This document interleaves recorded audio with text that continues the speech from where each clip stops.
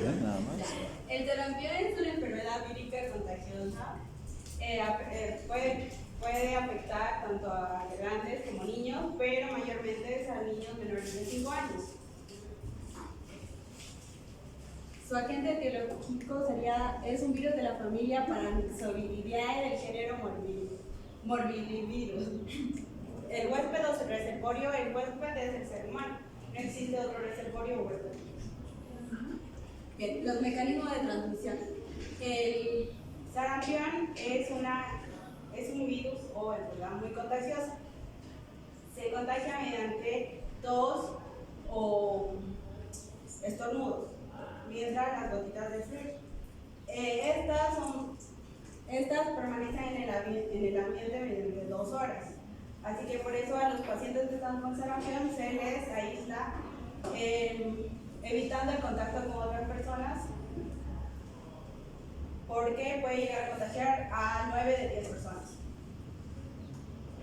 El periodo de incubación son 4 periodos. El periodo de incubación dura de 4 a 12 días, que es donde la persona contrae y no tiene nada de síntomas. El segundo periodo es el prodrómico o catarral, que dura los 4 días. Este se caracteriza con una fiebre de mayor a 39 grados. Aquí podemos ver lo que es los síntomas: la tos, el catarro, también conjuntivitis, y inicia justo casi al final del periodo, sería en el día 16, inicia lo que es el exantema.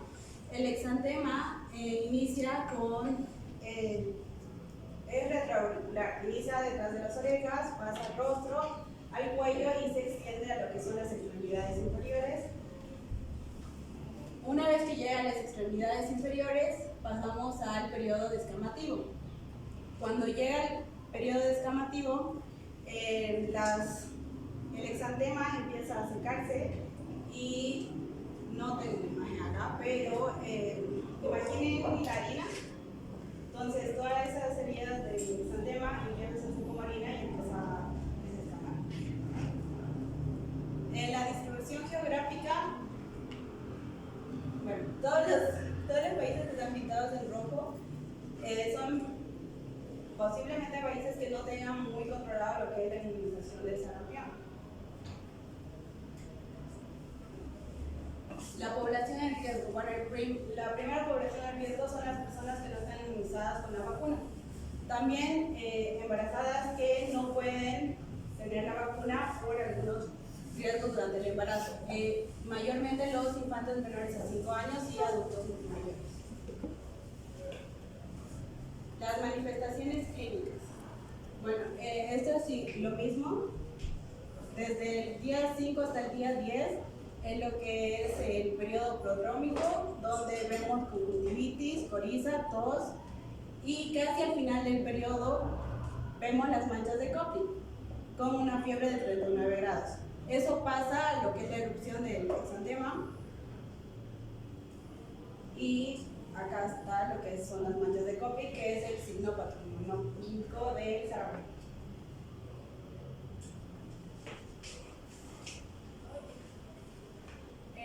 En el diagnóstico se realiza fundamentalmente por la clínica generalmente. También podemos hacer las pruebas serológicas con los anticuerpos IgM y los IgG.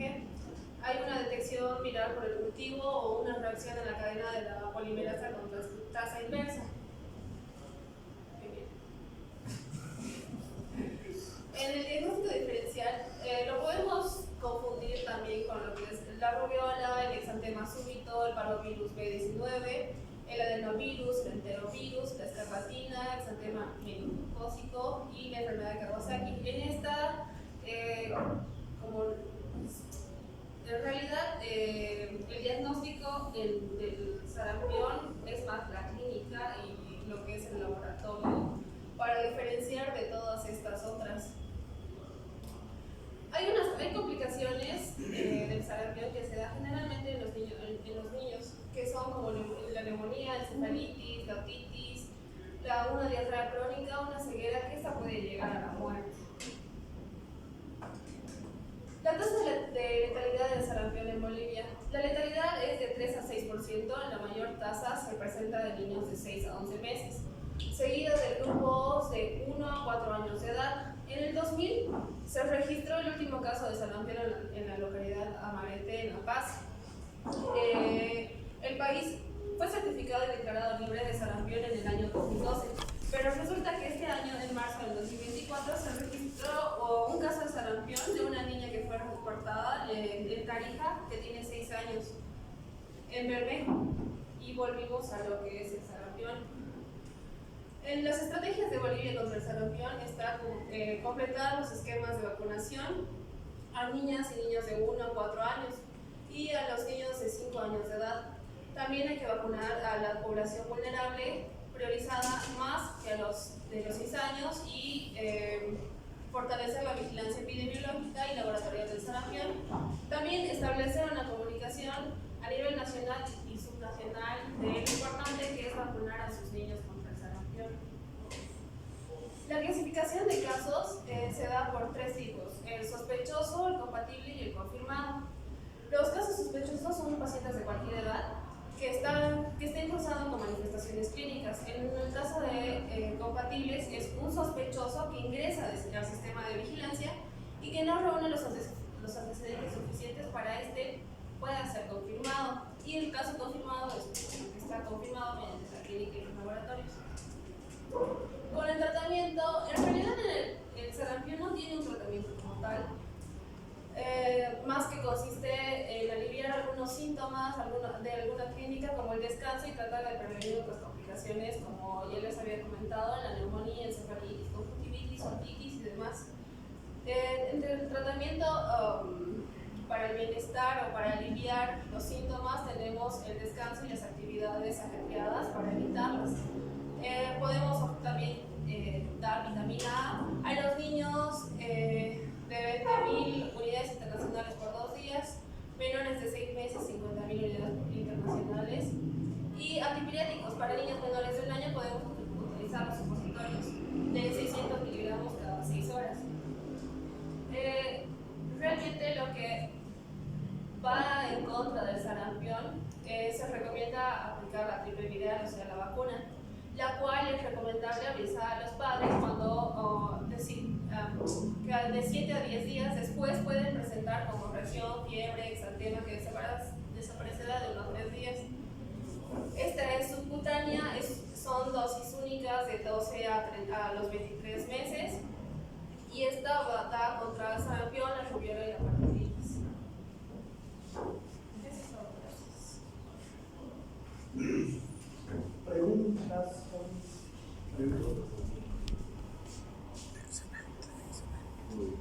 ¿Qué pasa si un niño no se ha vacunado? Mayor riesgo. Y viene a su consulta a sus 4 años. Hacia ahora, ¿Qué hace? en realidad se puede vacunar hasta los 18 años un paciente que no se ha hecho vacunar a la SRP. Y adultos. También. Pero si son embarazadas, se recomienda no vacunar en este. ¿Por qué? Porque los niños pueden nacer, uno, pueden nacer muertos, y segundo, pueden nacer con desnutrición crónica. ¿Comprobado? Sí, pero no lo pusimos aquí. Porque nosotros, antes de ver este aspecto, tenemos que precautelar la vacuna antes de la vacuna, ¿no? Por eso es que es importante. Ante el riesgo o ante la susceptibilidad, ¿no? Hay que precautelar siempre la vacuna, porque esta vacuna es la que nos va a ayudar a cubrir a toda una población. Y por un error de estos se puede satanizar a la vacuna. Y van a decir que todos, ¿no? Los hijos han nacido mal, han nacido muertos, han nacido deformes, han nacido cualquier cosa por culpa de la vacuna. Es importante siempre ante estos evitar y que no van a hacer nada. Ponemos a gente mayor vacuna contra el sarampión. ¿Por qué? en casos de brotes, ¿no? Tenemos que bloquear, hacer todo un bloqueo de ahí, ¿no? No les va a hacer daño, ¿no? No va a causar ningún otro efecto. Entonces, hay que hacer el bloqueo y antes uno va a ver, otra pregunta. Sarampión.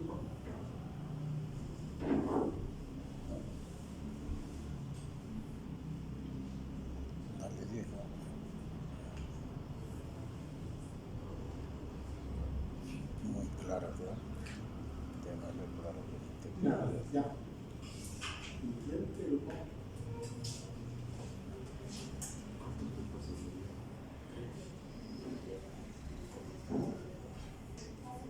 Tienen una hora para exponer, unos 45 minutos.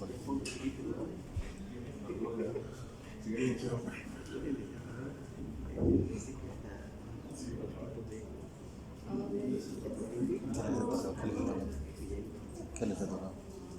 ¿Qué les ha tocado? No colocar.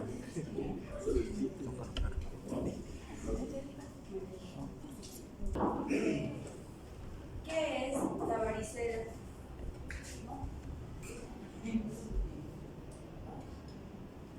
La varicela es una enfermedad contagiosa causada por el virus de la varicela zoster.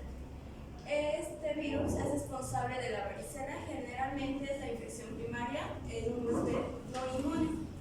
Y también es responsable de la herpes zoster o culebrilla, que esta es después de la reactivación de la infección latente, de una infección latente. Esta enfermedad se puede adquirir por la inhalación de gotitas, que serían las gotitas de fluye,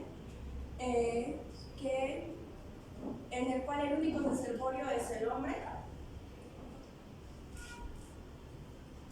Dentro de la epidemiología, la varicela ocurre en todos los países y es responsable anualmente de 7.000 muertes.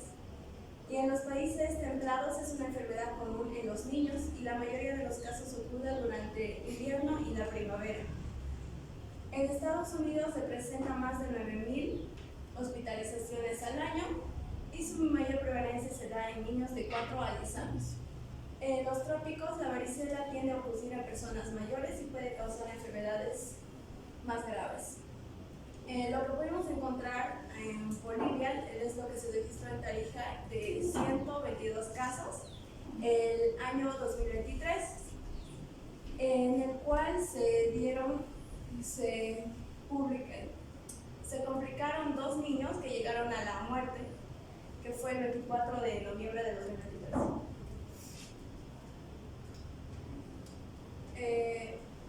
La varicela, el virus de la varicela zoster es un virus lineal de ADN de doble cadena que pertenece a la familia Herpesviridae.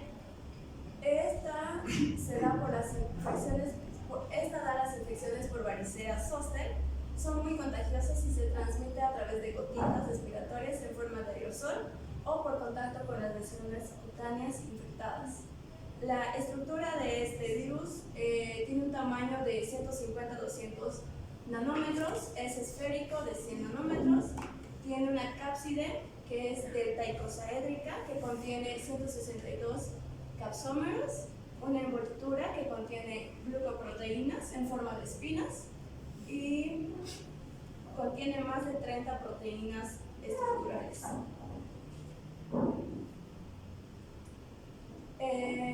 Aquí pueden apreciar un cuadro comparativo de la varicela, sarampión, viruela coxsackia y la viruela símica. Presenta un exantema en las cuales se puede clasificar con las 3P, que es pruriginoso, que se refiere a que el paciente va a presentar hormigueo y irritación, por lo cual va a querer rascarse. También se presenta polimorfo en un patrón de cielo estrellado y también se va a presentar en las mucosas. Existe una febrícula de 37 grados centígrados a 38 grados centígrados entre los 24 y 48 horas. La duración de esto es de 4 a 5 días y se presenta como mácula, pápula, vesícula y pústulas. La replicación, el virus se va a fusionar con la membrana plasmática, en la cual la nucleocápside libera al genoma de ADN en el núcleo. Y la transcripción y la traducción tiene lugar en 3 etapas, que es la temprana inmediata, la temprana y la inmediata. Este virus es liberado mediante exocitosis o lisis celular. Una vez que el virus va a ingresar por las mucosas, pasan de 2 a 6 días, el virus ingresa a la circulación y ocurre otro ataque, que sería la segunda viremia, que va a ser entre los 10 a 12 días. En este momento es donde le aparecen las vesículas características y se van a producir los anticuerpos IgA, IgM e IgG, pero solo son los anticuerpos IgG que confieren, quedan ahí, permanecen latentes. El periodo de incubación presenta un periodo medio que es de 14 a 16 días, un rango entre 10 a 24 días. Este va a estar caracterizado por fiebre, malestar posterior a la aparición. El lugar donde aparece primero es la cabeza, la cara, el tronco y posteriormente el resto del cuerpo.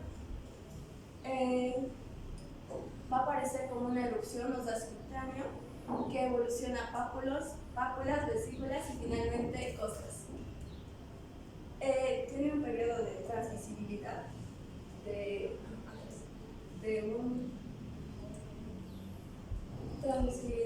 en el cual las personas con varicela son contagiosas desde 1 a 2 días antes de que aparezca el sarpullido hasta que se haya formado la cosa.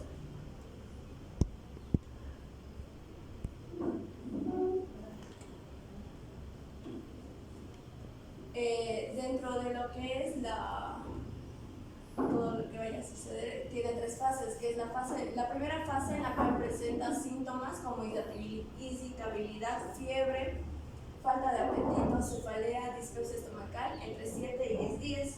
Y la segunda fase en la cual aparecen las vesículas rellenas de líquido que se dispersan desde el centro del vientre hasta todo el cuerpo. Suelen presentarse en los genitales, la cabeza y dentro de la boca. En la tercera fase, las vesículas se secan y van a originar las costras. Una persona puede llegar a tener de entre 250 a 500 vesículas y duran aproximadamente 10 días, causando picazón, infecciones bacterianas de la piel, deshidratación, fiebre elevada y neumonía.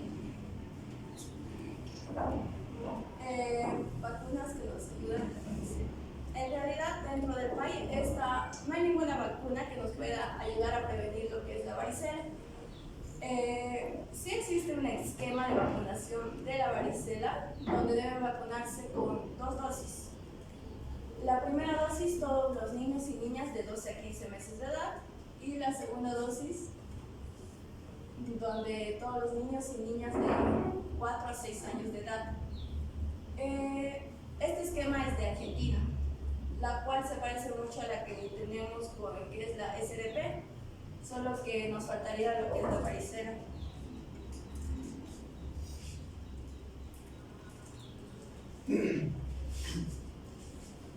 Quien inventó la vacuna contra la varicela fue Michiaki Takasaki en 1974, gracias a su hijo que enfermó a los 3 años de edad, contrajo la varicela y no había una vacuna, así que la inventó.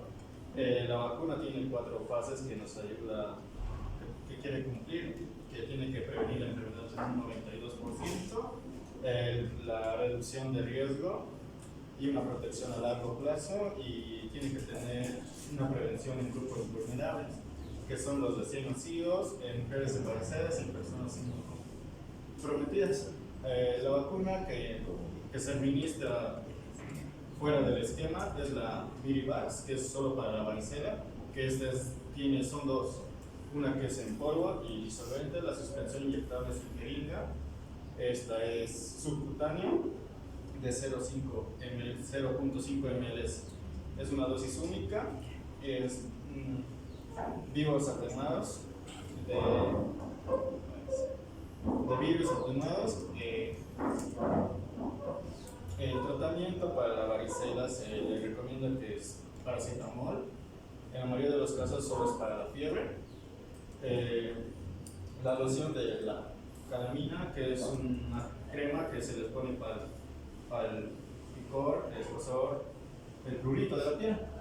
El aciclovir se debe usar en las personas antes de las 24 horas. Pasado las 24 horas no es recomendable usar. El aciclovir solo se usa 5 días. Como les dije, se contraindica la aspirina y el ibuprofeno. En la profilaxis tenemos lo que son dos, la activa y la pasiva. La activa es la vacuna, la que recibimos, y la pasiva es dentro de los 10 días antes de las 98 horas de la exposición a la enfermedad del virus. Estas se deben aplicar a personas embarazadas susceptibles, inmunodeprimidos, recién nacidos con varicela. En los 2 últimos 5 días puede ser por parto, 2 días después se les puede poner, lactantes menores de 1 año, bebés prematuros, adultos sin evidencia de inmunidad. Antes a las mamás, cuando tenían su hijito, se veían que un niño tenía varicela, le hacían encontrar en contacto para que cuando sean adultos no sea tan riesgosa la enfermedad. Ahora sí. El diagnóstico, tenemos lo que es mayormente es clínico y viendo. No se realiza en Bolivia mucho lo que son las ELISA o PCR reactiva de varicela o el conteo de inmunoglobulinas G. La biometría hemática se cuenta lo que son los leucocitos, y en el raspado de una mácula se puede ver células multinucleadas gigantes, pero no se la realiza mucho. Ya, en la diferencia del diagnóstico del herpes zoster, es una complicación de la varicela. El diagnóstico es igual clínico, donde tiene la forma de un cometa estrellado, aparecen los dermatomas. El diagnóstico diferencial se le debe hacer de los siguientes virus, que sería el herpes simple tipo 1 y tipo 2, el virus de Coxsackie y la rubiola de sarampión, enfermedad de mano y boca. El herpes zoster, el diagnóstico consiste en un raspado de las células de la piel, donde está afectado de las vesículas o de las costras, donde se tiene que ver lo que es la tinción de Texan, donde se ven las células gigantes multinucleadas, es lo único que se logra ver. El examen de los anticuerpos IgM y realización de PCR.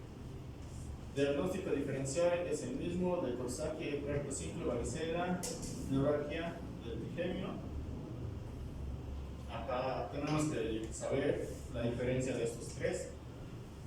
También el herpes simple se le llama varicela de los 3 hermanos, virus de los 3 hermanos, y por eso muchas personas se confunden. El virus de la varicela zoster permanece en un grupo de los herpes virus, el herpes viridae, pero su infección no tiene nada que ver con el herpes labial o genital, ya que estos aparecen solo en los genitales, en la boca, mientras este puede aparecer en el ojo, parte del frente, del cuello, del pecho, más es la cintura pélvica para arriba.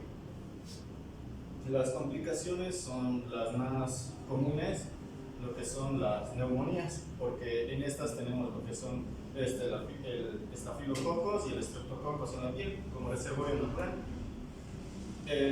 Se da por contaminación como hay prurito, todo se resta. Tenemos otra complicación que sería la hepatitis, encefalitis, es infección del cerebro, miocarditis, inflamación de músculo cardíaco y una sepsis y una deshidratación.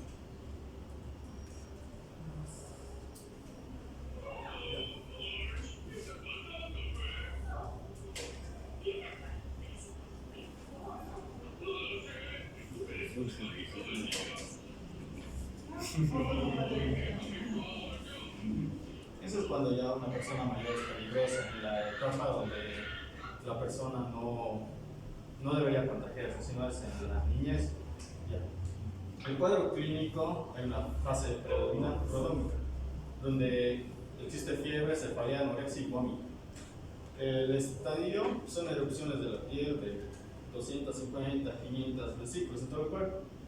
Y el signo prodrómico de la varicela normal es este, pero ya cuando se complica es el patrón de cielo estrellado en las personas normales, en niños. Y puede aparecer en lo que son personas adultas, mientras el herpes zóster solo es en adultas, mayormente. En recién nacidos da, pero es de una en 1 millón, así no se la toman. Sí. Esta es la reactivación. Primero tiene que darte lo que es la varicela y recién te da lo que es la varicela zóster, que es una reactivación. Primero aparece lo que son cómo se desencadena. Una vez primero vienen lo que son a las fibras nerviosas dorsales del dermatoma, permanecen latentes. O sea, siempre todos tenemos, los que hemos tenido varicela normal, podemos volver a tener lo que es la varicela zóster. Un sistema inmunológico deprimido o bajo. Y los primeros síntomas son dolor, sensación de piel, que les quema, que les escuece en la parte superficial. Puede ser adelante o atrás. Se desarrollan como ampollas en la piel. El tratamiento de este es mayormente, o sea, clínico. Se le da lo que es el aciclovir, el antiviral, si aparece dentro de las 24 horas por 5 días. Igual se le puede dar después, pero tiene menor eficacia. Estas personas mayormente se les da al menos a partir de los 50 años o 40 años. Las indicaciones urgentes son en pacientes mayores de 50 años, en la cabeza, cuello, les puede dar en el tronco, extremidades, mayormente es en pacientes inmunodeprimidos, cuando están con estrés, pacientes con dermatitis atópica graves o extensos. La patogenia de lo que les expliqué más antes es como puede aparecer en estas zonas, es una reactivación. Es una entrada, puede ser por la viremia primaria que se va a la secundaria. Esas son la varicela, el virus ya alojado, lo que está alojado en el nervio. Y ahí está activo, está latente. Y ya cuando nosotros lo desencadenamos, es lo que producimos. Lo reactivamos.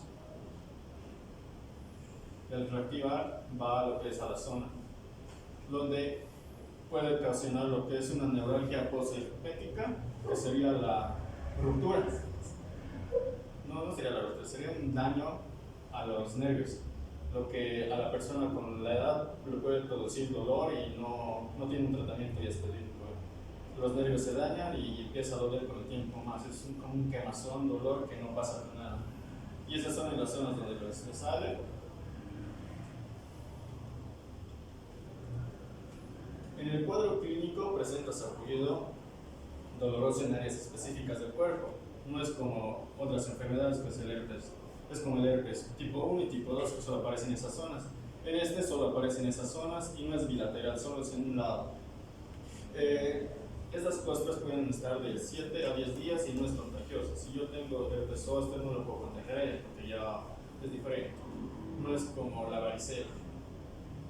En estos tenemos parestesia o hormigueo más fuerte que otras enfermedades. Lo que existe es una fotosensibilidad, son manchas eritematosas, tienden a afectar no más de 3 martemeras. Estas serían 3 dermatomas de la médula. Se infecta el par craneal, que es el trigémino, puede producir lo que es parálisis facial. También puede tener consecuencias en el ojo, en la boca, en la oreja y en la faringe. Consejos para reducir lo que es la varicela, ¿no? Primero, tenemos que tener lo que es higiene con las manos, por lo que tenemos estafilococos y estreptococos. Y baños, que antes se recomendaba que haga con avena, baños con avena. Y no solo.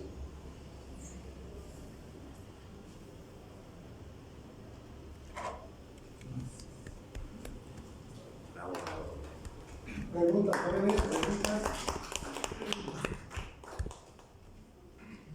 A ver. Por...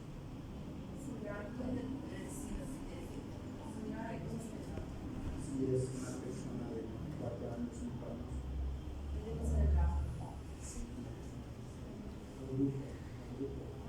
Es el signo de los reyes. Si es una persona mayor. Tampoco está contenido.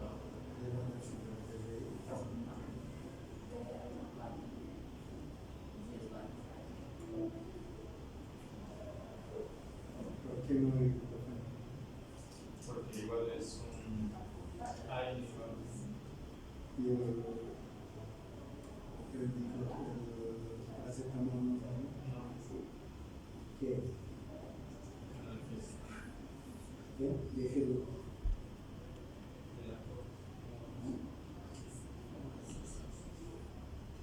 Inhibidor de la profesión. ¿Y qué necesitamos?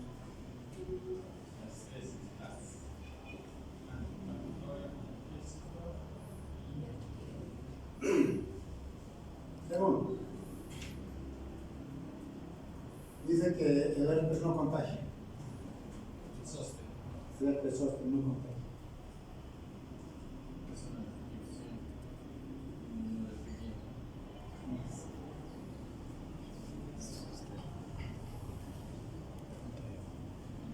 Porque ya está en tu cuerpo, ¿no? Todavía no contagia el herpes. Ya, sí, ya.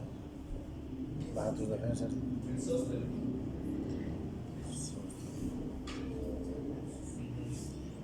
ya estás contagiado. Ah, pero eso puede contagiar a unos menores, ¿no? A ver, cronológicamente, ¿cuáles son las lesiones que presenta el herpes? Lesiones dérmicas. ¿Sabes compañeros? ¿Pides? Hago pregunta que de esa compañera. Pasa, lo primero que aparece es la mácula, luego aparece la vesícula, la pápula y después la costra. La vesícula es antes que la pápula. Sí.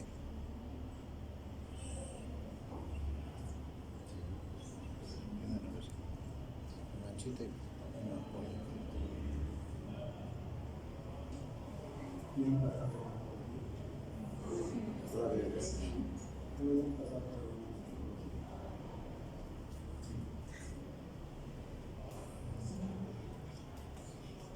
Primero, ¿qué ocurre? Va a haber una lesión a nivel de la dermis que va a cambiar de color. Y ese cambio de color, ¿qué se llama? Cambio de color. Eritema. Es como mancha. Está apareciendo mancha. Después de la mancha va a haber un solo levantamiento de la dermis que se va a denominar pápula. Esa pápula se va a llenar de líquido y se va a volver en vesícula. El contenido de esa vesícula se va a infectar y se va a llamar pústula. El contenido de esa pústula se va a secar y que se va a convertir costra. Esa costra se va a descamar, se va a salir y que se va a convertir, Cicatriz. se va a quedar en la piel. ¿No? Entonces, todo es una cosa muy sencilla. Hay que imaginarse cómo va a crecer desde una mancha, sobresale, pápula, vesícula, pústula, costra y hasta cicatriz. ¿No? Son las dos características. ¿A qué se asemeja el dolor del herpes? ¿Sabe la comparación que hacen? El dolor del herpes. Quemadura de segundo grado.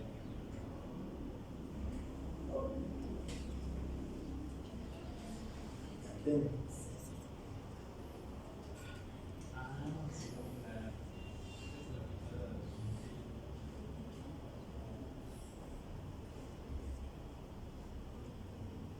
Culebrilla dicen por el camino que hace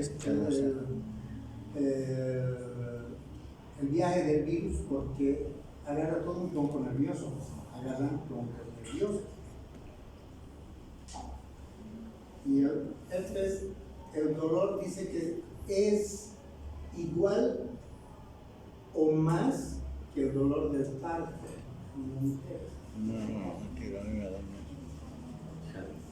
Y yo les puedo, Pues un yo puedo poco. dar fe de eso porque a mí me ha dado el resorte. Ahí va, me da todo. Pero me ha dado el resorte justo cuando estaba estudiando medicina. En una de mis prácticas de inyectables, ¿no? Donde todos teníamos que inyectarnos, y una compañera que me inyecta y nos inyectamos agua destilada y todas esas cosas. Y resulta que después empieza, a los 3, 4, 5 días, empieza a aparecer el dolor. Parecía un dolor como que si hubiese hecho mucho ejercicio, ¿no? Con la mano, como lo que se dice un dolor de macurca después de haber hecho tanto ejercicio. Empezó con ese dolor, no puedo levantar, y empezó después a aparecer las máculas.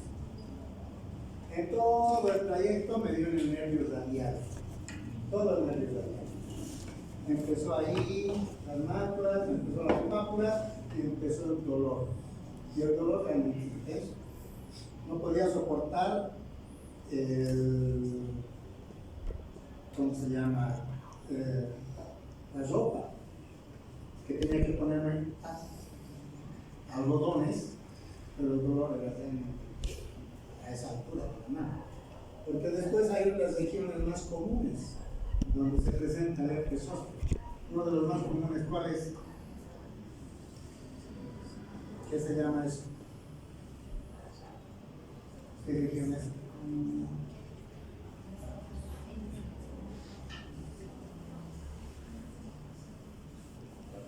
Habla por los nervios que están entre qué.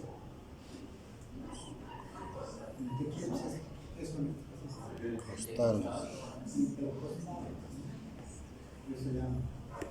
El herpes intercostal, eso es que realmente quedamos mayores. Después de los 50 años, todas las personas mayores van a ver, me duele, no puedo respirar, y los señores ahí están bien, manchas, máculas y todo. Van a ver todo el trayecto, o es un dolor en el cinturón, ¿no? Eso aparece toda la lesión del. Eso es lo más común. Después vienen los otros, los nervios pudendos. Es un herpes muy doloroso. El otro más frecuente es el herpes cervical, todo el plexo cervical, tras la nuca. Y es doloroso. La gente no puede ni sostener su cabeza, no puede ni dormir, no puede nada cuando tiene los dolores. Y el que es el más agresivo, el que es difícil de poder controlar el dolor, es el herpes del nervio óptico. Y ese está por dentro. Entonces no se puede hacer nada. Y tenemos que dar analgésicos. Y en esos casos, como no hace mucho efecto los analgésicos normales que utilizamos, se tiene que llegar hasta la morfina, ¿no? Porque es un dolor realmente intenso. Y se han reportado muchos casos de suicidios de personas que justamente han tenido el herpes del nervio óptico que no han podido soportar el dolor, ¿no? Así que ante eso han preferido suicidarse. Y pues gente, principalmente la gente de la tercera edad. Entonces hay que tener mucho cuidado, hay que diagnosticarlo lo más antes posible. Ahora, se les pone se les prescribe algunos medicamentos, entre ellos pomadas, y en algunos casos se les da el azul de metileno. ¿Por qué? Porque el herpes sí es común. Y es en la época descamativa de la cóstula. Cuando hay la pústula, se seca y después empieza a descamar. esa pústula todavía tiene los virus. Y cuando se va descamando, va saliendo los virus hacia afuera. Y ese momento sí es un periodo de contagio. Entonces hay que tener siempre cuidado con todo. Después, obviamente, que después del tratamiento lo vamos a hacer. Hay un problema además, que existe lo que se llama el dolor post-herpético. Las personas que han sufrido herpes, este herpes puede activarse porque es un virus latente de la varicela que se duerme en los troncos nerviosos posteriores, están dormidos ahí, y se va a activar ya sea por un traumatismo, por golpes emocionales que pueden existir, o con una disminución de nuestro sistema inmunológico. Se activa por una de esas cosas. Generalmente los viejitos se activan o porque su sistema inmunológico se ha deprimido, o ya se han enfermado de algo y se ha deprimido su sistema inmunológico, o han tenido un problema emocional fuerte, ¿no? Ya no sé, ha tenido un problema familiar que haya desaparecido, que hayan tenido problemas emocionales, económicos, que sea una preocupación, a ellos se va a activar mucho eso, ¿no? Después de eso, lo que tenemos que hacer es darles nomás algunos medicamentos que puedan ayudar a fortalecer su sistema inmunológico para que se pueda seguir produciendo la mielina que envuelve los nervios y todo aquello, que eso nos ayuda, principalmente la vitamina B12. Por eso es que todos les vamos a dar analgésicos con vitaminados. Esta vitamina 1, B2, B3, B6, B12 principalmente. Entonces, gracias. Y este tiene un tiempo de duración y nosotros tenemos que aprender a calcular. Estamos entre 6 a 12 días de incubación. Después estamos en otros 7 días donde se presenta toda la sinología, principalmente del dolor y de las lesiones dérmicas, y otros 7 días de remisión. ¿No? Entonces todo ese tiempo vamos a ir calculando. En ese tiempo tenemos que controlar principalmente el dolor y hacer de que no se disminuya el prurito, para que no haya lesiones posteriores, se infecte y se complique todo aquí. Y controlar obviamente lo que son las complicaciones frecuentes, son la neumonía. ¿Preguntas, jóvenes? ¿No hay más?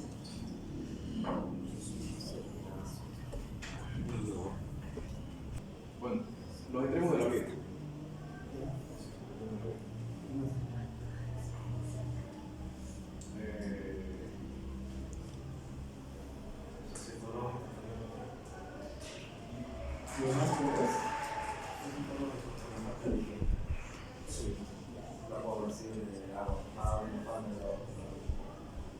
¿Qué más? ¿Por qué les han puesto a ustedes?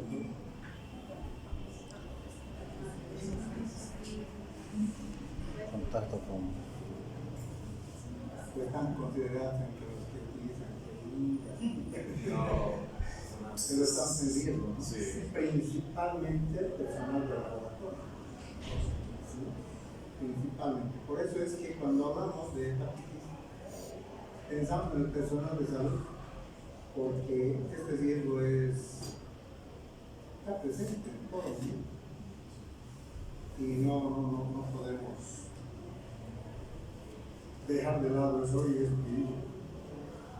prioridad para el programa de vacunas, ¿no? Como todas las enfermedades infectocontagiosas, prioridad para el COVID, ¿quiénes han sido? Personal de salud. Ahora para la influenza, ¿quién? Personal de salud. Estamos en contacto con el virus, con el grupo. Hay casos interesantes, ¿no? No sé si ustedes se acuerdan, no sé si es de sus épocas, cuando en el fútbol boliviano teníamos un morenito que era el Chocolatín Castillo, ¿han conocido? muchos de ustedes no han conocido. Chocolatín Castillo era un yungueño, jugador de fútbol, ha sido uno de los mejores de la selección boliviana. Y este tenía sus hijos. Y lastimosamente uno de sus hijitos falleció con hepatitis A. ¿No? Problema de presión fecal oral, que no pudieron controlar y se murió. Que desafortunadamente este futbolista, o sea, su papá, no superó la muerte de su hijo. Y que después de muy poco tiempo ya asistió a un acontecimiento donde fue a tomar unos palitos y no sé qué, y toda la decepción y la depresión que tenía hizo que se suicide en las gradas de su casa con su corbata. O sea que vean ustedes, a veces este tipo de cosas llevan a historias muy trágicas, ¿no? Que a veces no le dan mucha importancia. Hepatitis A, es más sencillo, es más fácil, pero ocurre y trae consecuencias. Por eso es que nosotros en algún momento no solamente tenemos que estar pensando en este aspecto biologicista, sino que tenemos que ver el impacto social que puede tener una enfermedad, ¿no? Esto del COVID, por ejemplo, nos ha traído muy amargas experiencias, amargos recuerdos, amargos de todo, porque yo todavía pienso en todos mis compañeros médicos que han muerto en esta época, docentes universitarios, amigos y de todo, que ya no están, ¿no? Que muchas veces justamente por eso. Y solucionar el problema social y el ver y tratar de generar políticas, programas que puedan ayudar a disminuir el riesgo de esto y el impacto es positivo, eso sí me hace fácil. Es decir, estamos cubriendo, como alguien decía, el salubrista lo que hace es sanar la salud de mucha gente sin que lo sepa. ¿Por qué? Porque simplemente lo que nosotros hacemos es dar recomendaciones, ver qué se puede hacer y las acciones que realiza cada médico es parte de esa investigación, es parte de esa recomendación y da frutos. Va mejorando y disminuyendo el riesgo de caer en estos problemas de infecciones, de enfermedades, ¿no? Está bien. Siguiente, el último. Lo aumentaron uno. ¿Qué han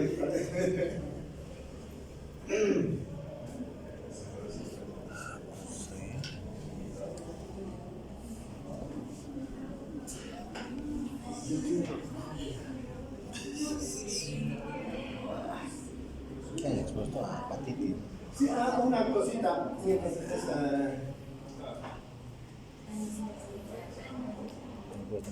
No sé cómo vamos a hacer, tal vez los grupos o no sé cómo se van a ordenar.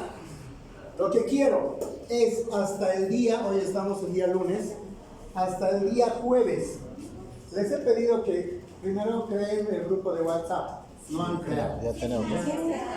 Al principio de gestión. Usted no cree eso. Bien, primero, lo que quiero es que todos elaboren dos encuestas para el trabajo que vamos a realizar, pero les voy a explicar después de la exposición. Van a elaborar dos encuestas hasta el día jueves. Esas encuestas los voy a ordenar y los vamos a validar junto con la doctora Ana. Y esas encuestas validadas, más una orden o una carta de solicitud a los hospitales para que puedan implementar esas encuestas en los hospitales. ¿Está bien? Vamos a mandar carta a los directores solicitando permiso que se apliquen estas encuestas y van a ver y van a ser ustedes, nadie más, ustedes van a ser los responsables de aplicar esa encuesta en los hospitales donde están votando, ¿no? Y es adecuado que no van a ser más de 10 preguntas por encuesta. Uno va a ir al personal de salud y el otro va a ir al personal al usuario, ¿no? Bien, vamos.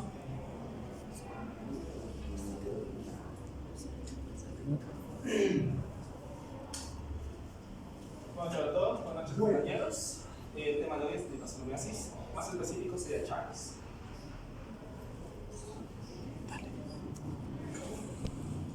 Con la flechita de abajo de... ¿Está grabando? Con la estructura.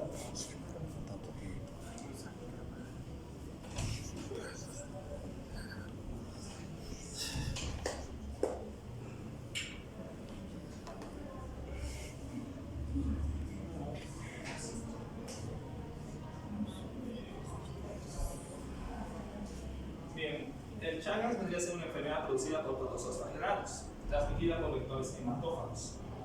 Los parásitos infectantes salen de la deyección del vector y pueden introducirse en el sitio de lesión por escoriaciones de la piel. Bueno, esto se referencia a que en este caso, adelantando ya un poco, el vector vendría a ser el Triatoma infestans. Es un tipo de parásito, bueno, un tipo de vector que se alimenta, como dijimos, es de manera hematófaga. Entonces, a través de lesiones, picaduras y a través de sus deyecciones, vale decir, sus defecaciones, introduciría al parásito dentro del torrente sanguíneo, que posteriormente estaríamos viendo cómo estaría afectando esto a las distintas vísceras del órgano del cuerpo humano y qué afectaciones tendría y en qué tiempo más o menos estaría dando. Gracias. Bien, tenemos 3 estadios. Recordamos muy bien que el parásito, una vez ingresando dentro del organismo, tiene 2 estadios de tricomastigoto, amastigoto y epimastigoto. El tricomastigoto conserva un subflagelo, es una forma en la cual estaría aproximadamente 7 a 21 días circulando en el torrente sanguíneo. Una vez dentro del torrente sanguíneo, ya empieza a encontrar los órganos diana. Entonces entraríamos en la etapa de lo que sería amastigoto, en la que hace un proceso en un órgano y entonces empieza a perder flagelo. Por tanto, inicia su ciclo de replicación por fisión binaria. En esta etapa también entraría un epimastigoto, que vendría a ser una etapa intermedia entre ambos dos, ya que en cierto aspecto este epimastigoto vendría a ser como un puente para nuevamente iniciar su ciclo como tricomastigoto. Y así nuevamente continuar el ciclo y nuevamente circular por el torrente sanguíneo. Siguiente, por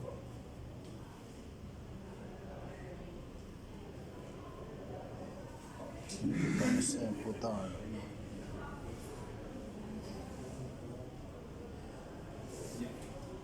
Como bien sabemos, Bolivia es un sitio endémico para esta patología.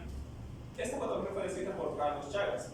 En todo caso, fue el único quien describió el vector, tanto el vector, el parásito y a la vez el mecanismo de transmisión por el cual se daba este tipo de patología, que es muy propio de Sudamérica. Siendo específicos en el área de Bolivia, los departamentos de Santa Cruz, Cochabamba, Chuquisaca, Tarija y parte de La Paz son los sitios de mayor prevalencia. Como bien sabemos, este es el Triatoma infestans, como les adelanté, y esa es la forma que tendría el parásito. Ahora, en algún sitio lo van a encontrar también como lo que es chincha picura. Estaría catalogado dentro de esta área también, por la característica que tuviera el mismo vector. Bien, el ciclo evolutivo. Como les expliqué anteriormente, una vez que lo que sería la chincha o el triatoma haría la picadura, inyecta lo que sería el Triatoma infestans. Una vez dentro, ya encontrando un órgano, se realiza la replicación, como se explica, por fisión binaria. Nuevamente inicia su etapa de tricomastigoto y nuevamente inicia el ciclo evolutivo. Ahora, aquí tenemos 2 tipos de ciclos. Uno que es en el ser humano y otra vez en el triatoma. Una vez que el triatoma ya necesite nuevamente alimentarse como tal, inicia nuevamente, como bien sabemos, el triatoma no tiene alas, entonces no puede volar, lo que hace es planear. Por eso es que está en su sitio más o menos, los sitios donde estaría prevaliendo serían en sitios de valle, sitios un poco alejados donde inclusive las viviendas de las personas que estarían viviendo cuentan con grietas, espacios donde es fácil su proliferación de este tipo de vector. Entonces, una vez que pica al ser humano o se alimenta de tal, inicia su etapa de epimastigotos nuevamente, pero aquí inicia una fase de replicación que se llama tricomastigoto de metacíclico. Y así nuevamente inicia la proliferación hasta su nuevo deseo, su nueva necesidad de alimentarse, y al picar nuevamente inicia el ciclo evolutivo. Bien, el mecanismo de transmisión está dado por el vector un 80%, transmisión al 5 a 20% y el congénito del 2 a 10%. Recordemos también que durante esta etapa del congénito no suele ser algo que vaya a presentarse de manera cotidiana. El paciente no suele presentar la sintomatología como tal de la etapa del que sería crónico. En este caso solemos pedir una prueba que se llama Haim. Es para ayudarnos a detectar si es que este paciente estaría cursando en la fase de latencia. Bien, las manifestaciones clínicas. Los órganos más afectados suelen ser generalmente el corazón y las megalíceas. Aquí también entraría el esplenomegalia, pero aquí hay un signo característico. En algún caso no se presentan todos, pero se presenta en la fase aguda, que sería el signo de Romagna, donde habría un edema bilateral. En algún caso, como dijimos, el 10% generalmente suele ser quien presenta esta etapa. Entonces, es un signo que nos orienta directamente a iniciar o buscar el parásito e indicar nuevamente el tratamiento inicial. A nivel de corazón, generalmente provoca una hipertrofia ventricular, lo que produciría un bloqueo de la llama derecha. Y a nivel de esófago, colon, bueno, y a nivel de esplenomegalia, iniciaría con las megalíceas, lo cual nos haría una constipación. Bien. Les comento sobre la fase aguda, latente y crónica. Aquí vendría la fase aguda sobre lo que es la etapa donde está el tricomastigoto. Fase latente, epimastigoto y fase crónica, donde el epimastigoto y posteriormente su tricomastigoto. En la fase aguda, como dijimos en el signo de Romagna, podemos pedir el micromatocrito, que es una prueba parasitomía en la cual nos permite identificar parásitos si se encuentra presente. Durante la fase de latencia, si el HAI daría positivo y pedimos también una ELISA, iniciaríamos con un tratamiento lo más pronto posible. Y en la fase crónica ya pedimos exámenes imagenológicos, donde ya demostraría el daño gradual que tuviera morfológicamente cada órgano que estaría afectado. Los diagnósticos también por serología se le haría ELISA, prueba de látex, inmunocromatografía, inmunofluorescencia indirecta, hemaglutinación indirecta, aglutinación directa. Estos dos serían los más importantes, ya que darían esto más un electrocardiograma y un ecocardiograma que no estarían alterados, nos daría indicación para iniciar el tratamiento. Los métodos parasitológicos, el micromatocrito, que se suele pedir en los recién nacidos y en los niños, examen de gota gruesa, examen de fresco y recuento de tricomisomas. El tratamiento está dado por nifurtimox y benzimidazol. El nifurtimox se da en niños de 12.5 a 15 mg kg día y en adultos de 15 a 20 mg kg día. Lo importante de recalcar esto es que en sus complicaciones nos podría dar el síndrome de Stevens-Johnson. En cambio, el benzimidazol solo damos de 5 a 10 mg kg día. Bien, la prevalencia de esta patología en Bolivia es aproximadamente del 6.1 al 10%. Generalmente el 61% del territorio boliviano estaría comprometido en los departamentos de Tarija, Chuquisaca, Cochabamba y Santa Cruz. La Paz y Potosí ya están perdiendo relevancia, pero determinamos que justamente en Chuquisaca corresponde al 20.8%, lo que respondería al 2.1% de la población boliviana. El total de pacientes que estarían utilizando, que estarían tratados con benzimidazol, desde el 2012 hasta el 2021 fueron en total 2.959, y que el 36% ha sido hombres y el 64% mujeres. Eso sería todo, gracias.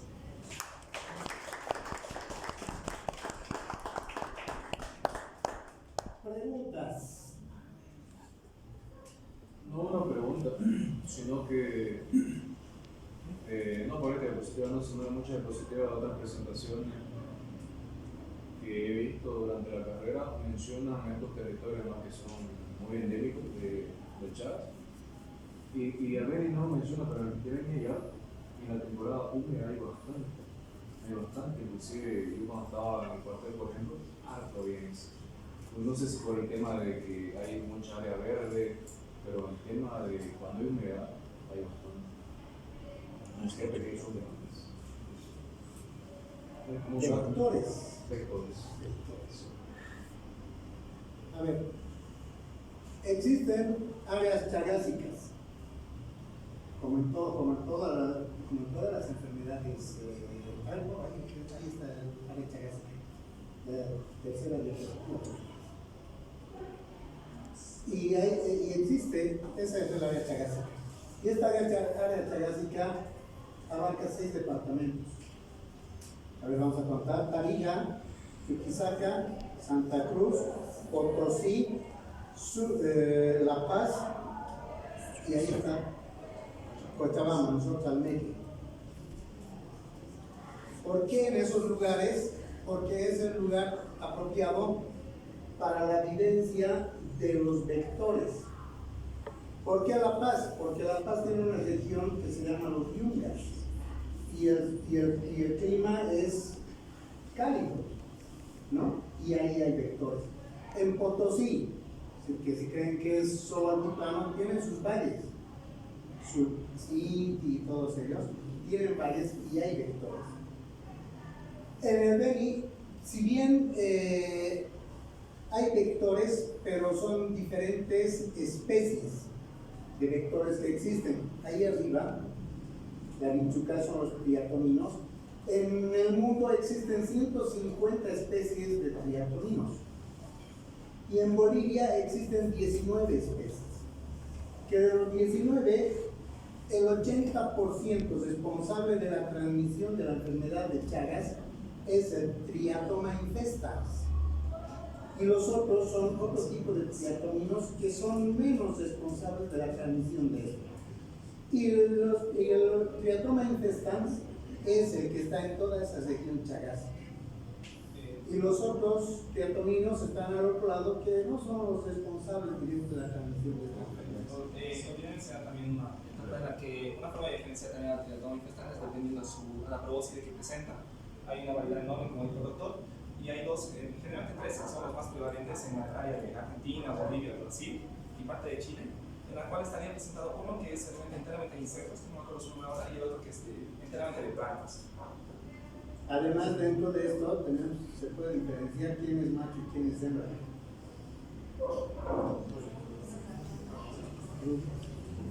Y segundo, su compañero de igual no tiene nada. Tiene nada. Nacen de huevo y que pasan por 5 etapas de ninfas. Y van sacando sus exuvias, todo, y pasan por 5 etapas de ninfas para ser adultos. Son adultos mayores que se diferencian. Por ejemplo, el adulto mayor hembra es más grande que el macho en la especie, ¿no?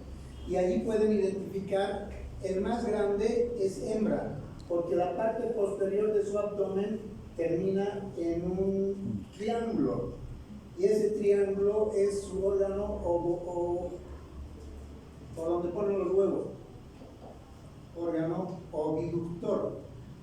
En cambio, en el otro, el que está más a los lados, su abdomen es más ovoide. Esos son machos porque no tienen órgano oviductor.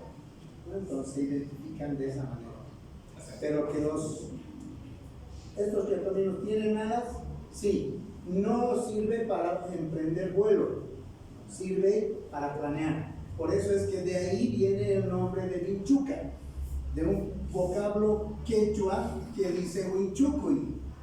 ¿Por qué? Winchucuy significa dejarse caer, ¿no? Y estos, para emprender o ir a otro lado, lo que hacen es de unas alturas se dejan caer y abren las alas para planear. Solamente planean, no aletean, ¿no? Y de ahí, de ese nombre, por esa actitud que toman, se les dice winchucuy, dejarse caer, winchucuy, y cambió a vinchuca, ¿no? Por eso se les llama vinchuca. Como en otros lados, en Perú, ¿cómo se les llama a estos? Chirimacha, ¿no? Chirimacha, ¿por qué? O chirimachasca les dicen. Chiri significa frío y macha borracho, ¿no? Y cuando les ven caminar, parece un animalito que estuviese caminando como borrachito del frío. Y por eso le dan el nombre de chirimacha. O como le dan el nombre en Brasil. ¿Qué nombre lleva en Brasil esto? Barbeiro. ¿Por qué? Porque estos son animales hematófagos que se alimentan de sangre.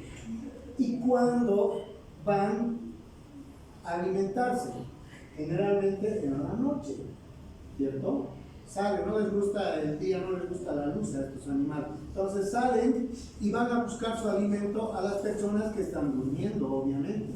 Y cuando nosotros dormimos, ¿cuál es el lugar que nos tapamos y cuál está desprotegido? La cara, ¿no? nos tapa, claro que algunos dormimos, todo, pero generalmente y en esa cama, ¿quién se va a tapar la cara? Entonces se tapan con sábana y está en descubierto la cara. Lo que hace este animal es subir y buscar el lugar más apropiado para picar. Y se corre toda la cara y toda la región de la barba. Por eso le llaman barbeiro. ¿No? Entonces, todo tiene su nombre en base a lo que hace todo. Entonces, también esta enfermedad es conocida como la enfermedad de masa. Ustedes van a buscar en internet o en otras literaturas, se llama la enfermedad de masa, es M-A-Z-Z-A. ¿Por qué? Porque hubo un otro doctor, el doctor Massa, ¿no?, que también describió esta enfermedad. Y este doctor era argentino, ¿no? Entonces, como estaba ahí el doctor Chagas y el doctor Massa, ¿no?, que describieron exactamente lo mismo, tenían que nombrar a esto, tenía que tener nombre. Entonces nosotros asumimos esto de la enfermedad de Chagas porque nos llevó más literatura de Brasil, ¿no?, y de Chagas, que nos dieron en las universidades y todo eso para aprender eso. Pero en cambio en Argentina conocen a esta enfermedad como enfermedad de masa, porque los argentinos, por su compatriota, escribió y publicó y todo eso, había que darle más crédito a su compañero. De esa manera, la enfermedad de masa o la enfermedad de Chagas significa ser lo mismo. Ahora bien, ¿por qué afecta más a las mujeres que a los hombres? Porque hasta en el tratamiento, ¿no?, dicen más mujeres que hombres. ¿Por qué?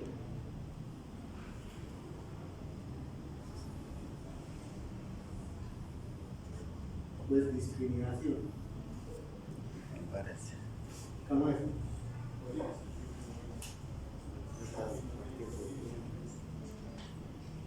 En Bolivia tenemos nuestra enfermedad, nuestra área médica grande, nuestra población es grande. De esto, por ejemplo, en Latinoamérica, 17 millones de habitantes en países latinoamericanos,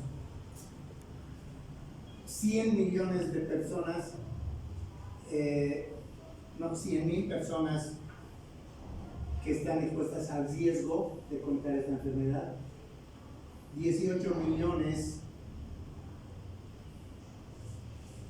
que tienen Chagas, y de estos 18 millones, 45 mil muertes anuales por Chagas. 45.000 personas que mueren a causa de Chagas. No es que digan, lo han atropellado a ese señor, sí, pero tenía Chagas. No, eso no puede ser. Entonces, en cambio, en Latinoamérica, 45.000 personas que mueren a causa de la enfermedad de Chagas por complicaciones crónicas de esta enfermedad. Ahora, ¿cuánto tiempo dura la fase aguda, crónica y terminal?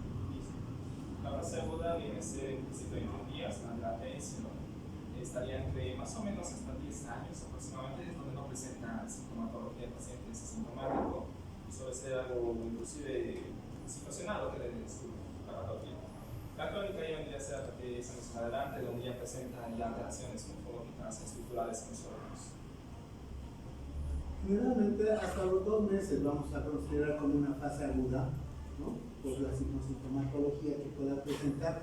Parece una sintomatología muy leve, como de un resfriado, como de una infección respiratoria o como algo, porque va a haber, o por alguna picadura de cualquier vector, ¿no? Entonces, sintomatología de fiebre, 2 meses. Luego pasamos a la etapa latente, que esta no tiene síntomas en absoluto, no tiene síntomas, estamos normales, tranquilos, jugamos, estudiamos, comemos, hacemos todas las actividades. Pero esto puede durar hasta 10, 15, 20 años. Cuando empieza a existir o a aparecer la signosintomatología ya de los daños que han sido, de los órganos que han sido dañados por esta enfermedad, que básicamente es el corazón, con una cardiomegalia,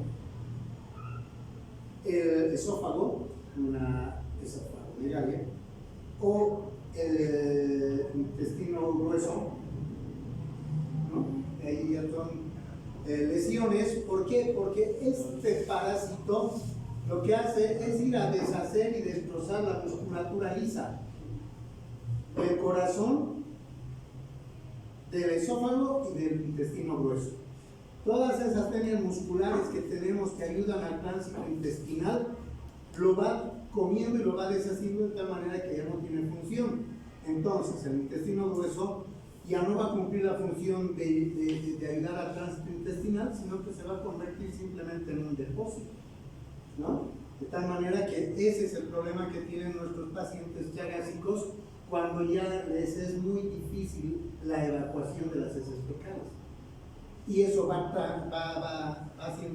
se va prolongando en tiempo, porque si bien tenían un hábito de evacuación de una vez por día, esto se va prolongando después a todo, una vez cada 2 días, una vez cada 3 días, una vez por la semana. Y es complicado todo eso. Y ahí se va volviendo el colon. Megacolon. ¿No? Entonces sí. Ahora, el problema del tratamiento, sí es un problema el tratamiento. Desafortunadamente en Bolivia utilizamos un solo medicamento, ¿no? El Bemidazol, porque el Difumox no entra a Bolivia. El Bemidazol, ¿cuánto? 60 días, ¿no? 60, 2 veces por día. Pero ¿cuál es el problema de este medicamento? Efectos colaterales, que tiene que ser supervisado por el médico, porque el médico tiene que ver dosis-respuesta, si aumentamos o disminuimos, o cambiamos o suspendemos, ¿no? Y ese es el grave problema. Ahora, Bolivia tiene el Programa Nacional de Chagas, de control contra Chagas, y estos medicamentos se les da de forma gratuita, pero tienen que ser diagnosticados, emitidos y todo por personal competente del sistema de salud. Y hay una plataforma acá en Cochabamba, se llama la plataforma, que está en el Hospital Viedma, y hay que ir con el tratamiento, la medicación o la receta para que les den la medicación, pero hay que esperar el turno, ¿no? Son varios, tenemos que estar en fila para que nos den todo. Y este programa se da solo a personas menores de 60 años. Si es una persona mayor de 60 han diagnosticado Chagas, ya no va a ser beneficiario de este medicamento. ¿Por qué? Discriminación, tal vez. No, es esperanza de vida. ¿Qué vamos a hacer? Porque el señor o la señora, después de los 60 años, ya consideramos que está en la etapa tardía, donde ya hay daños irreversibles de los órganos vitales. Así de qué nos va a servir quitarle los parásitos cuando el corazón ya no funciona, su megacolon es ya irreversible y todo aquello, ¿no? Entonces simplemente hacerle un tratamiento de sostén y todo aquello, porque ya no va a ser un brazo productivo. Políticamente eso es lo que se analiza para realizar estos programas, ¿no? Por eso es que mayores de 60 tengo Chagas, ni modo, hay que seguir viviendo como hemos vivido toda nuestra vida con eso, ¿no? Bien, a ver, ¿qué más de Chagas? Si una mujer vive en Bolivia y se va a Argentina, automáticamente tiene que hacer sus trámites. Son políticas que se realizan, ¿no? Por ejemplo, ¿cuál es el laboratorio más común que se está utilizando para el Chagas? En Bolivia ahora, en Bolivia ahora, para todas las mujeres embarazadas se les da un paquete, una batería laboratorial que tiene que hacerse obligatoriamente. Hemograma completo, tiene que hacerse para detectar enfermedades de infecciones de transmisión sexual, VIH, toxoplasma, ¿no? y está el Chagas, ¿no? Principalmente en los departamentos endémicos. Y eso sí ya está establecido como una norma, ¿no? Pues, ahí están tratando de avanzar un poco, pero no es suficiente, tenemos que seguir haciendo muchas otras cosas. ¿Por qué? Porque nuestras campañas no están generando el impacto que se quiere. Porque si se generara el impacto que se quiere, hubiera sensibilización a la población, donde les digamos, señores, háganse un análisis de control o de rutina por lo menos una vez al año de Chagas. Pero en nuestra población no es así. ¿Quiénes nos hemos hecho un análisis de Chagas? Muy pocas, ¿no? Entonces, cuando encontramos a nivel de Latinoamérica o de Sudamérica 1 millón de casos al año de enfermedades con Chagas. Pero este millón, ¿cómo encontramos? Por accidente, ¿no? Porque muchas veces nosotros, mi suegra necesita sangre, no, yo soy el yerno más complicado, además me va a dejar a mí la herencia, y voy a dar mi sangre, no, suegrita, sangre, le sacan sangre, hacen el análisis y le dicen, no puedes donar, porque tiene Chagas. Es decir, no puede ser que te, ¿no? Y de ciencia, no tienen que dar sangre a otros y ya está, o alguien ha sufrido un accidente, necesita transfusión de grasa, ¿qué tipo? Este tiene Chagas. Ahí van encontrando por accidente 1 millón de casos. Pero si fuese esa cultura de hacernos un control y todo aquello, nuestra población Chagas subiría bastante, ¿no? A lo mejor hubiera más control para saber cuántos son, pero nada. Y más pega para los biólogos. Bien, ¿preguntas? ¿Todo ok? Muy bien, ya jóvenes, entonces en estos 5 minutitos que nos quedan,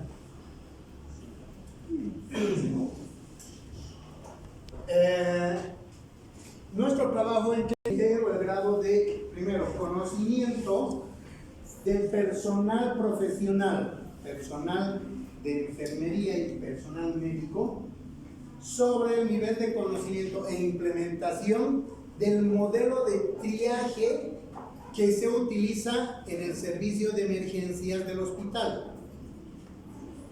Todos los servicios de emergencia para recibir a un paciente evalúan la gravedad, y a esa evaluación de la gravedad se llama triaje, ¿no? Ahora, tenemos que conocer qué modelo de triaje están utilizando. Hay varios, ¿no? Dentro de ese modelo nosotros tenemos que preguntar a este personal si es que conoce y cómo está implementando, y si conoce la implementación de este modelo, ¿no? Eso va a ser el conocimiento e implementación del modelo de triaje al personal de salud. Y la otra encuesta que quiero que elaboremos es sobre la satisfacción del usuario. ¿Eso qué significa? Las personas que asisten a los hospitales y son atendidos por el servicio de emergencia, ¿cómo están saliendo? Si están saliendo satisfechos o están saliendo insatisfechos, ¿no? Les van a preguntar cuánto tiempo ha esperado para su atención, el personal de salud cómo le ha atendido, y ahí veremos los parámetros, ¿no? Si le ha atendido amablemente, si le ha atendido enojado, si le ha atendido o le ha atendido mal, ¿no? Cuánto tiempo ha esperado en la atención, si después de la atención le han explicado al paciente o a los familiares qué tenía el enfermo, ¿no? Para que entiendan la problemática, todos esos aspectos, ¿no? Entonces, lo que yo quiero es que para el día jueves puedan ustedes elaborar esos 2 encuestas, que yo considero que no vayan a hacer más de 10 preguntas, porque esas van a ser las variables, para que no vaya a ser muy grande y después en la investigación a lo mejor nos vayamos a perder en el análisis, ¿no? Entonces vamos a señas puntuales para ver solo eso. Nivel de conocimiento, nivel de implementación del modelo de viaje que están utilizando, y el otro, la satisfacción en el servicio de emergencias. Nada más. Y con eso vamos a elaborar nuestra encuesta y después ya vamos a mandar las notas para que nos den el permiso correspondiente, ustedes implementen y después ya la subsiguiente semana podemos estar haciendo la interpretación de todos los datos que podamos recoger. ¿Está bien? Muy bien, jóvenes, organícense. Y el día jueves los espero. Hay que llamar lista. No, ahora sí.